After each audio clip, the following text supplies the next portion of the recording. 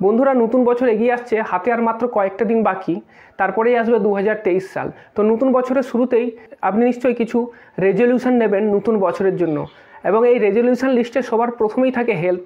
এই হেলথ অবশ্যই ইম্পর্টেন্ট। তো তার সাথে সাথে আমি আরেকটা কথা বলবো যে ফিনান্সিয়াল হেলথটা কিন্তু খুব ইম্পর্টেন্ট। তো আমি চাইবো যে নতুন বছরেতে আপনি আপনার ফিনান্সিয়াল হেলথকে ঠিক রাখার জন্য কিছু রেজলিউশন নিন। আমি আমার এই ভিডিওতে এমন 4টে রেজলিউশনের কথা বলবো যার সাহায্যে আপনি আপনার ফিনান্সিয়াল হেলথকে ঠিক রাখতে পারবেন। তো প্রথম যে পয়েন্ট হলো সেটা হলো, প্রথম 15 বছর আমি অবশ্যই টাকার জন্যই কাজ করব। কারণ কি? কারণ আমরা কেউই টাটা বিল্ডার ফ্যামিলির থেকে না আমাদের পূর্বপুরুষরা জমিদার ছিল। সুতরাং আমরা মধ্যবিত্ত ছাপোষা ঘরের মানুষ। তো বিটার টু যেটা, যে wealth is not distributed evenly across the world, এবং ভারতের ক্ষেত্রে ওটা সত্য। তো পৃথিবীর খুব অল্প সংখ্যক মানুষের কাছেই সবচেয়ে বেশি পরিমাণ ওয়েলথটা আছে। তো সেই জন্য আপনাকে কী করতে হবে, প্রথম 15 বছর মেশিনের মতো কাজ করতে হবে, এবং সেখান থেকে যে রোজগার হবে সেই টাকাটা আপনাকে সেভ করতে হবে, এবং সেই টাকার থেকে আপনাকে টাকার গাছ লাগাতে হবে। এই টাকার গাছ শুনে আপনি হয়তো হাসছেন, কিন্তু এটা সত্যি। যদি আপনি টাকার গাছ লাগাতে পারেন তাহলে প্রথম 15 বছর হয়তো আপনি কষ্টসৃষ্টে যে টাকার গাছ লাগালেন, এবং পরে সারা জীবন কিন্তু সেই টাকার গাছ থেকে যে ফল পাবেন সেটা থেকে আপনার চলে যাবে। তো টাকার গাছ লাগানোটা কীরকম? দেখুন, আমাদের হাতে যখন টাকা আসে না, তখন আমরা প্রথমেই আমরা বিভিন্ন লায়াবিলিটিস কিনে ফেলি। যেমন ধরুন, বড় বাড়ি, বড় গাড়ি, দামি মোটর বাইক, দামি ল্যাপটপ, মোবাইল ইত্যাদি ইত্যাদি। কিন্তু যেগুলো আমরা কিনছি এগুলো সবই হলো লায়াবিলিটিস।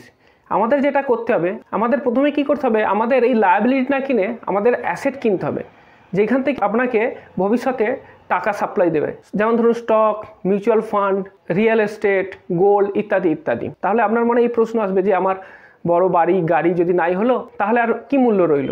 তো আপনাকে বলি যে এগুলো সবই হবে, কিন্তু এই যে লাক্সারি প্রোডাক্টগুলো আছে এগুলো আপনি আপনার ইনকামের টাকায় কিনবেন না, এগুলো কিনবেন আপনার সেই অ্যাসেট থেকে যে রিটার্ন আসছে তার টাকায়। পৃথিবীর যত ধনী মানুষেরা আছে তাদের এই যে লাক্সারি লাইফস্টাইল, এটা কিন্তু তারা সবটাই ফিনান্স করে এই অ্যাসেট থেকে যে রিটার্ন আসে তার উপরেতেই। তো সুতরাং আপনাকে প্রথম 15 বছর এই অ্যাসেট ক্রিয়েশনের দিকেই মন দিতে হবে। যদি প্রথম 15 বছর আপনি টাকার জন্য খাটেন, বাকি লাইফটা টাকা আপনার জন্য খাটবে। এবার 3 নম্বর, যখন আমি ইনভেস্টের কথা বললাম তখন আমি বললাম যে হাই রিটার্ন যে ইনভেস্টমেন্ট অপশানগুলো আছে সেগুলোকে আপনার নজর দিতে হবে। তখন আপনার মানে এই প্রশ্নটাই প্রথম আসবে, বাবা ও তো বিরাট রিস্কি। তো আপনাকে বলি যে ইনভেস্টমেন্ট রিস্কি নয়, আসলে ইনভেস্টমেন্ট সম্বন্ধে না জানাটা হচ্ছে সবথেকে বড় রিস্ক। তো আপনাকে আপনার রিস্ক কমাতে হলে আপনাকে আপনার নলেজ বাড়াতে হবে। পার্সোনাল ফাইন্যান্স হলো most important but most neglected area of our life. তো আমাদের স্কুল কলেজে আমরা অনেক কিছুই শিখি, বিভিন্ন স্কিল শিখি, কিন্তু পার্সোনাল ফাইন্যান্স কিন্তু খুব বেশি শিখতে পারি না।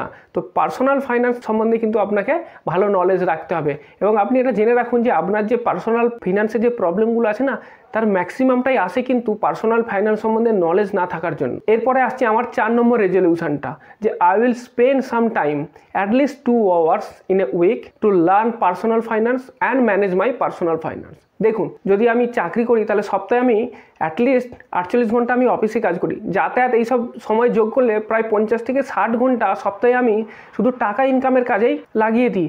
কিন্তু একবার ভাবুন যে আপনার এই কষ্ট অর্জিত এই যে টাকাটা, এই টাকাটাকে সঠিকভাবে ম্যানেজ করার জন্য আপনি কতটা সময় ব্যয় করেন সেটা ভেবে দেখেছেন? অনেক ক্ষেত্রে দেখা যায় যে আমরা সপ্তাহে 1-2 ঘন্টারও টাইম দিই না এই টাকাটাকে সঠিকভাবে ম্যানেজ করার জন্য। তো আমাদের 4 নম্বর রেজলিউশনটা হবে যে অ্যাটলিস্ট সপ্তাহে আমি 2 ঘন্টা সময় ব্যয় করব আমাদের এই যে কষ্টার্জিত টাকা এটাকে সঠিকভাবে ম্যানেজ করার জন্য। তো এই ছিল আমার 2023-এর পার্সোনাল ফিনান্সের উপর 4টে রেজলিউশন। আরেকবার সামারি করে দিচ্ছি যাতে আপনার ঠিকভাবে মনে থাকে। প্রথম, আমি 15 বছর টাকার জন্যই কাজ করব। দ্বিতীয় হলো আমি অ্যাসেট কিনবো, যেমন ধরুন stock, mutual fund, gold, land ইত্যাদি ইত্যাদি। 3 নম্বর, রিস্ক ম্যানেজ করা শিখবো। এবং 4 নম্বর পয়েন্ট হলো আমি অলরেডি সপ্তাহে 2 ঘন্টা ব্যয় করব পার্সোনাল ফিনান্স সম্বন্ধে নলেজ গেইন করার জন্য এবং আমার মানিকে ঠিকভাবে ম্যানেজ করার জন্য। 2023 সালে আপনাদের সমস্ত ফিনান্সিয়াল যে লক্ষ্যগুলো আছে সেগুলো সব পূর্ণ হোক। Thank you very much. এই ভিডিও যদি আপনাদের ভালো লেগে থাকে তবে অবশ্যই লাইক, শেয়ার ও সাবস্ক্রাইব করবেন।